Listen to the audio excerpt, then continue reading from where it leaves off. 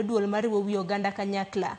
Mano mar neno kaka inyalo kata mana tem ga oganda, mano mar mondo mi kik nya akwede ahinya ahinya obed mag dhoudi, obed mago mag siasa kanyakla kod weche ma bende thuo oganda. Akini kaka duol mar NCIC to nwach ni usechopo kanye, to bende usebedo kata mana kukawo okang' machal nade ne oganda ma samoro idonjonegi ni gipuso wach ma bende nyalo thuo oganda.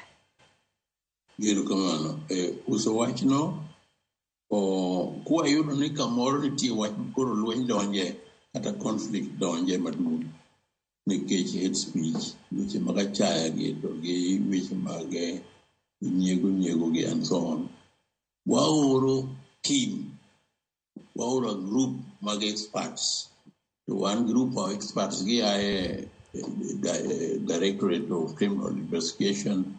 The entire government machinery is working with us. What do I investigate very carefully? Let's say, for example, let me tell you in Sono, why you don't you are going to border ni kanye, jomoko kunge border, jomoko dagi ni ka unge border. Kuro border ni jigore, kuro ka border ni tie luma ngato duaro.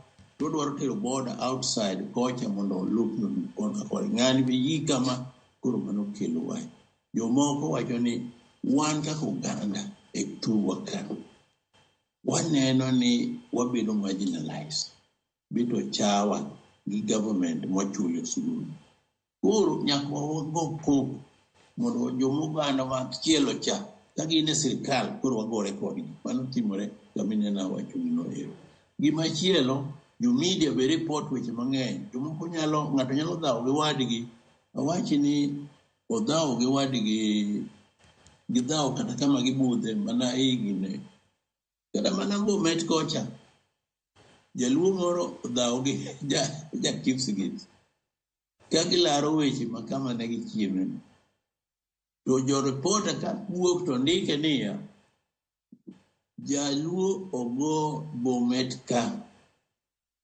nikech jokalenjin ok dware ogoye kabisa en mana jaluo ogoye kabisa to igoye kilaro gine border conflicts koro ing'eno reporter ni okawe to rwake frame onge aya gimachielo wayudo ni rema general ka jore ahinya to giparo ni the other side obiro favor gimomiyo gineno maber koro gigi duto we are talking about them. Can one way get job on the ground?